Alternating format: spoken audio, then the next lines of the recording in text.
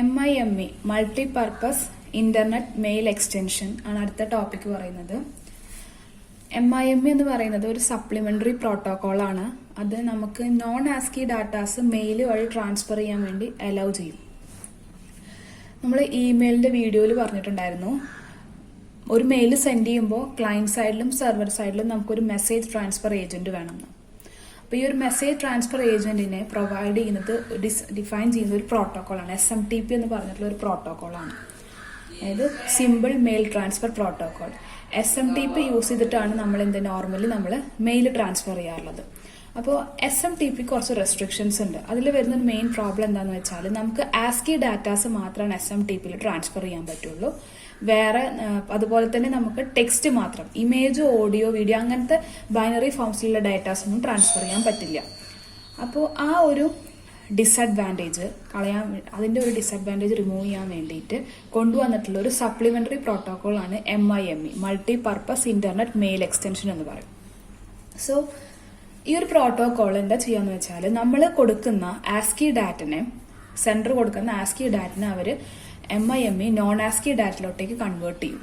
Okay, എന്നിട്ട് SMTP വഴി transfer ചെയ്യാൻ പറ്റുന്ന, അതിന് ഏത് ഫോർമിലാണോ ഡാറ്റ ട്രാൻസ്ഫർ ചെയ്യാൻ പറ്റുക ആ ഒരു രീതിക്ക് കൺവേർട്ട് ചെയ്തിട്ട് സെൻഡ് ചെയ്ത് കൊടുക്കും. എന്നിട്ട് റിസീവർ സൈഡിലും അതേപോലെ തന്നെ MIME എന്ത് ചെയ്യും, അതിനെ പഴയ പോലെ നോൺ ആസ്കിയിലോട്ടേക്ക് കൺവേർട്ട് ചെയ്യും. എന്നിട്ട് യൂസേഴ്സിന് പ്രൊവൈഡ് ചെയ്യും. സോ MIME എന്ന് പറയുമ്പോൾ നമ്മൾ കൊടുക്കുന്ന ആസ്കിനെ നോൺ ആസ്കിയിലോട്ടേക്ക് കൺവേർട്ട് ചെയ്യാൻ പറ്റും. അതാണ് അതിന്റെ ഒരു മെയിൻ ഫംഗ്ഷൻ പറയുന്നത്. നമ്മൾ ഇമെയിലിന്റെ ഹെഡേഴ്സ് ഡിഫൈൻ ചെയ്തിട്ടുണ്ട്. അതായത് മെയിൽ സെൻഡ് ചെയ്യുമ്പോൾ അതിൽ എന്തൊക്കെ ഹെഡേഴ്സ് വരുമെന്ന് പറഞ്ഞിട്ടുണ്ടായിരുന്നു. അപ്പോൾ അതിന്റെ കൂടെ തന്നെ സപ്പോസ് നമ്മൾ MIME യൂസ് ചെയ്തിട്ട് ട്രാൻസ്ഫോർമേഷൻസ് ഒക്കെ ചെയ്തിട്ടാണ് നമ്മൾ മെയിൽ സെൻഡ് ചെയ്യണമെന്ന് വെച്ചാൽ നമ്മൾ എന്ത് ചെയ്യിപ്പിക്കും, ട്രാൻസ്ഫോർമേഷൻ പാരാമീറ്റേഴ്സ് ഡിഫൈൻ ചെയ്തിട്ടുണ്ടായിരിക്കും. അപ്പോൾ അതിൽ വരുന്ന 5 പാരാമീറ്റേഴ്സ് ആണ്. ഈ 5 പാരാമീറ്റേഴ്സും നമ്മൾ എന്ത് ചെയ്തിട്ടുണ്ടായിരിക്കും, മെയിലിന്റെ ഹെഡേഴ്സിന്റെ തൊട്ട് താഴെ നമ്മൾ ഡിഫൈൻ ചെയ്തിട്ടുണ്ടായിരിക്കും.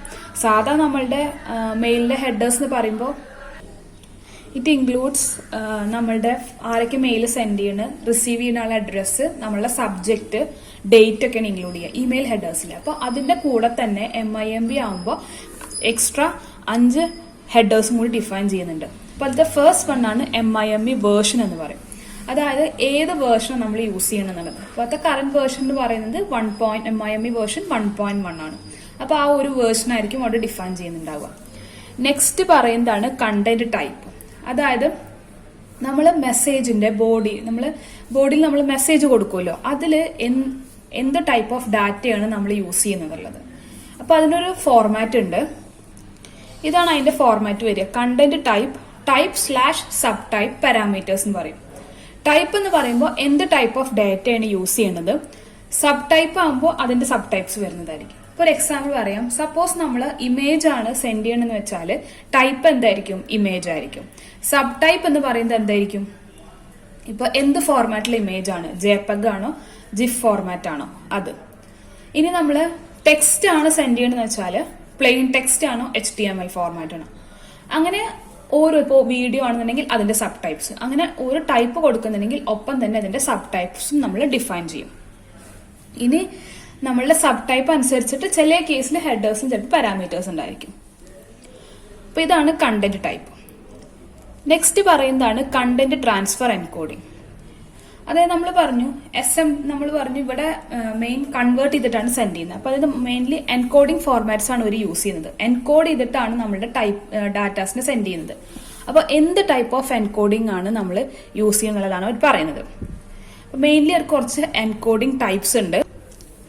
അതിൽ വരുന്നതാണ്, ഒന്നാമത്തെ ടൈപ്പാണ് 7-bit.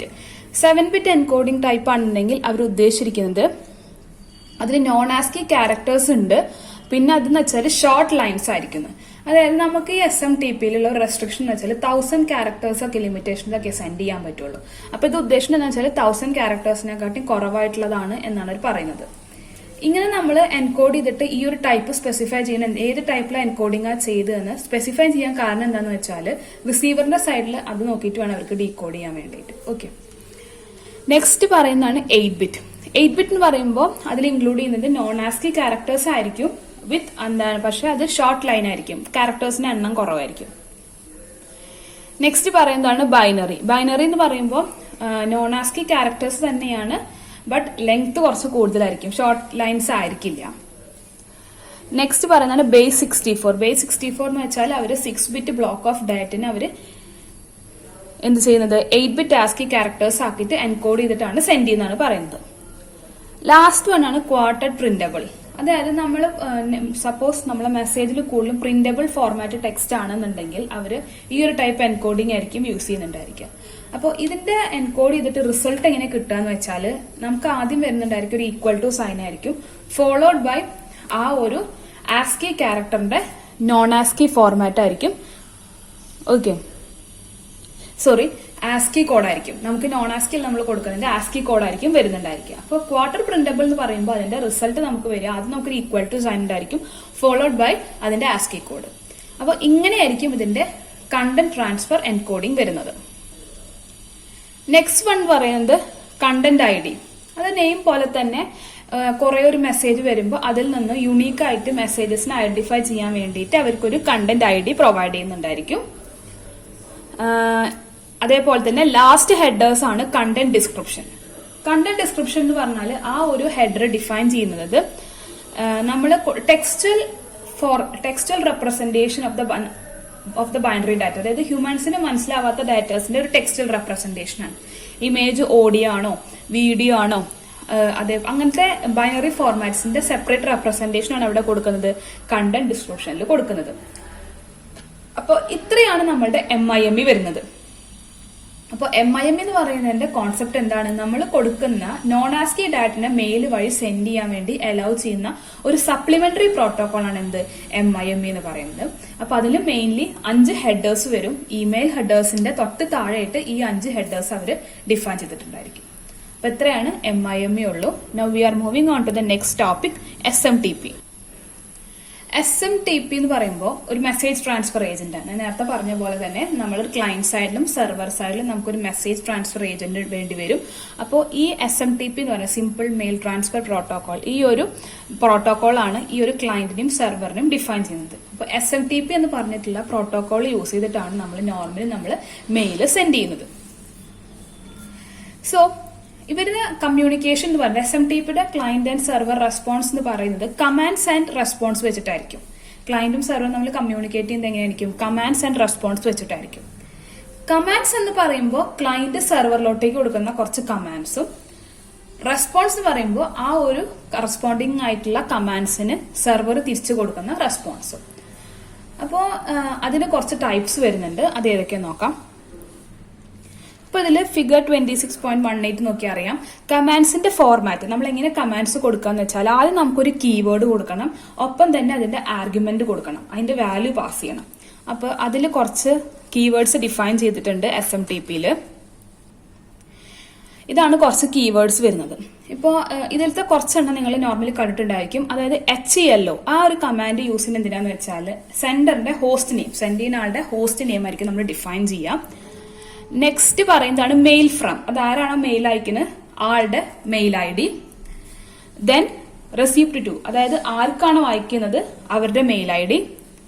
ദെൻ ഡേറ്റ എന്ന് പറഞ്ഞ സെക്ഷനിലായിരിക്കും നമ്മൾ കൊടുക്കുന്ന ബോഡി ഓഫ് ദ മെസ്സേജ് ഒക്കെ നമ്മൾ കൊടുക്കുന്നത്, മെസ്സേജ് ഒക്കെ അവിടെ ആയിരിക്കും ഡിഫൈൻ ചെയ്യാം. പിന്നെ വരുന്നതാണ് ക്വിറ്റ് കമാൻഡ് എന്ന് പറയുമ്പോൾ നമ്മളെ മെസ്സേജ് അയച്ചു കഴിഞ്ഞിട്ട് അവസാനം കണക്ഷൻ ടെർമിനേറ്റ് ചെയ്യുമ്പോൾ ക്ലയന്റ് കൊടുക്കുന്ന ഒരു കമാൻഡ് ആണ് എന്ത് ക്വിറ്റ് കമാൻഡ്. അപ്പോൾ ഇത്രയും പറഞ്ഞിട്ടുള്ള കമാൻഡ്സ് എല്ലാ മെയിൽ സെൻഡ് ചെയ്യുമ്പോഴും ഉണ്ടാവുന്ന മാൻഡേറ്ററി ആയി ഇമ്പോർട്ടന്റ് ആയിട്ട് വരുന്ന എല്ലാ മെയിലും ഉണ്ടാകുന്ന കുറച്ച് കമാൻഡ്സ് ആണ്. ബാക്കിയുള്ളതൊക്കെ എന്ന് വെച്ചാൽ ചില കേസിൽ നമ്മളുടെ ഇതിനനുസരിച്ചിട്ടായിരിക്കും ഉണ്ടായിരിക്കുക. പക്ഷെ HELO mail from receipt to data quit എന്ന് പറയുന്നത് മാൻഡേറ്ററി ആയിട്ടുള്ള കമാൻഡ്സ് ആണ്. അത് എപ്പോഴും നമ്മൾ മെയിൽ സെൻഡ് ചെയ്യുമ്പോൾ അതിൽ മാൻഡേറ്ററി ആയിട്ട് ഉണ്ടായിരിക്കും. നെക്സ്റ്റ് നമുക്ക് നോക്കാം എന്താണ് റെസ്പോൺസ് എന്ന്. റെസ്പോൺസ് എന്ന് പറയുമ്പോൾ നമ്മൾ നേരത്തെ കമാൻഡ്സ് പറഞ്ഞില്ല. അപ്പൊ ഈ കമാൻഡ്സ് പാസ് ചെയ്യുമ്പോൾ അതിനനുസരിച്ചിട്ട് സെർവറിൽ നിന്ന് റെസ്പോൺസ് കിട്ടും. അപ്പൊ റെസ്പോൺസ് പറയുന്നത് ഒരു 3 ഡിജിറ്റ് കോഡ് ആയിട്ടായിരിക്കും റെസ്പോൺസ് വരുന്നുണ്ടായിരിക്കും, ഫോളോഡ് ബൈ അതിന്റെ ടെക്സ്റ്റൽ ഡിസ്ക്രിപ്ഷൻ ഉണ്ടായിരിക്കും. അപ്പോൾ ഈ ഒരു 3 ഡിജിറ്റ് കോഡ് എന്ന് പറയുന്നത് സ്റ്റാർട്ടിങ് ഫ്രം 2, 3, 4, 5 ഇങ്ങനെ 4 കാറ്റഗറീസിലാണ് കോഡ് വരുന്നത്. അപ്പൊ ഈ 2 എന്ന് പറഞ്ഞിട്ട് ഓരോ കോഡിന്റെയും സ്റ്റാർട്ടിംഗ് ഡിജിറ്റ് വെച്ചിട്ട് ക്ലയന്റിന് മനസ്സിലാക്കാൻ പറ്റും ഇത് ഏത് സെക്ഷനിലത്തെ റെസ്പോൺസ് ആണ് എന്നുള്ളത്. ഇപ്പം സപ്പോസ് 2ൽ സ്റ്റാർട്ട് ചെയ്യുന്നതാണെന്നുണ്ടെങ്കിൽ അത് പറയുന്നത് പോസിറ്റീവ് കംപ്ലീഷൻ റിപ്ലൈ. അതെന്ന് വെച്ചാൽ നമ്മൾ മൊത്തം കൊടുത്തിട്ട് അതിന്റെ പോസിറ്റീവായിട്ട് കംപ്ലീറ്റ് ആയി എന്ന് പറയുന്നത്. അതായത് എക്സാമ്പിൾ പറയുന്നത് നമ്മളെ സർവീസ് റെഡി അങ്ങനെയൊക്കെ പറഞ്ഞിട്ട് വരുന്നതാണ് എന്ത് 2 എന്ന് പറഞ്ഞിട്ടുള്ള കോഡിൽ വരുന്നത്. നെക്സ്റ്റ് പറയുന്നതാണ് നമ്മളുടെ 3. അത് ഇൻക്ലൂഡ് ചെയ്യുന്നത് പോസിറ്റീവ് ഇന്റർമീഡിയറ്റ് റിപ്ലൈ. പോസിറ്റീവ് നമ്മൾ ഇടയിൽ വെച്ചിട്ട് വല്ല റിപ്ലൈയും കൊടുക്കുന്നുണ്ടെങ്കിൽ അതിനായിരിക്കും. നെക്സ്റ്റ് പറയുന്നത് കോഡ് നമ്പർ 4ൽ സ്റ്റാർട്ട് ചെയ്യുന്നത് മൊത്തം ട്രാൻസിയന്റ് നെഗറ്റീവ് കംപ്ലീഷൻ റിപ്ലൈ എന്നായിരിക്കും. അതായത് നമ്മുടെ എന്താ പറയാ എല്ലാ പ്രോബ്ലംസ് ഒക്കെ വരുമ്പോൾ അതിന് റിപ്ലൈ കൊടുക്കുന്നത് ടെമ്പററി ആയിട്ടുള്ള പ്രോബ്ലംസിനൊക്കെ. ലാസ്റ്റ് വൺ വരുന്നതാണ് കോഡ് നമ്പർ 5ൽ. അത് പെർമനന്റ് നെഗറ്റീവ് കംപ്ലീഷൻ റിപ്ലൈ എന്ന് വെച്ചാൽ പെർമനന്റ് ആയിട്ട് നമുക്ക് ഉണ്ടാവുന്ന പ്രോബ്ലംസിന്റെ അതിന്റെ കുറച്ച് ഇതായിരിക്കും. അപ്പൊ അതിൽ വരുന്ന കോഡ് നമ്പർ 5ലൊക്കെ വരുന്നതാണ് നമ്മളുടെ സിന്റാക്സ് എറേഴ്സ്. ഓക്കെ, അപ്പൊ അങ്ങനത്തെ ട്രാൻസാക്ഷൻ ഫെയിൽഡ്, അപ്പോൾ അതൊക്കെ ആയിരിക്കും കോഡ് നമ്പർ 5ൽ വരുന്നത്. അപ്പൊ ഈ ഒരു കോഡ് കണ്ടു കഴിഞ്ഞാൽ നമ്മളുടെ സെർവറിന് ക്ലയന്റിന് ക്ലിയർ ചെയ്യാൻ പറ്റും അത് ഏത് ക്യാരക്ടറിൽ ഏത് സെക്ഷനിൽ വരുന്ന കോഡാണെന്ന് ആർക്ക് മനസ്സിലാക്കാൻ പറ്റും, ക്ലയന്റിന് മനസ്സിലാക്കാൻ പറ്റും. അപ്പൊ അടുത്ത ടോപ്പിക്കാണ് മെയിൽ ട്രാൻസ്ഫർ ഫേസസ്. അതായത് നമ്മളൊരു മെയിൽ ട്രാൻസ്ഫർ ചെയ്യുമ്പോൾ 3 ഫേസ് വഴിയാണ് പോകുന്നത്. മെയിൽ നമുക്ക് സെൻഡ് ചെയ്യുമ്പോൾ നമ്മൾ സെൻഡ് ചെയ്യണം, ആൾ റിസീവ് ചെയ്യണം, അത്രേ ഉള്ളൂ. പക്ഷെ 3 ഫേസ് ആയിട്ടാണ് അവിടെ പോകുന്നത്. ഫസ്റ്റ് ഫേസ് എന്ന് വെച്ചാൽ കണക്ഷൻ എസ്റ്റാബ്ലിഷ്മെന്റ്. അത് സാധാ പോലെ തന്നെ നമ്മൾ കണക്ഷൻ എസ്റ്റാബ്ലിഷ് ചെയ്യണം. ക്ലയന്റും സെൻഡ് ചെയ്യുന്ന ആളും അതുപോലെ തന്നെ റിസീവ് ചെയ്യുന്ന സൈഡും നമ്മളൊരു കണക്ഷൻ എസ്റ്റാബ്ലിഷ്മെന്റ്. പിന്നെ മെയിൽ ട്രാൻസ്ഫർ, അതിലായിരിക്കും നമ്മൾ മെയിൽ സെൻഡ് ചെയ്യുന്നുണ്ടാവുക.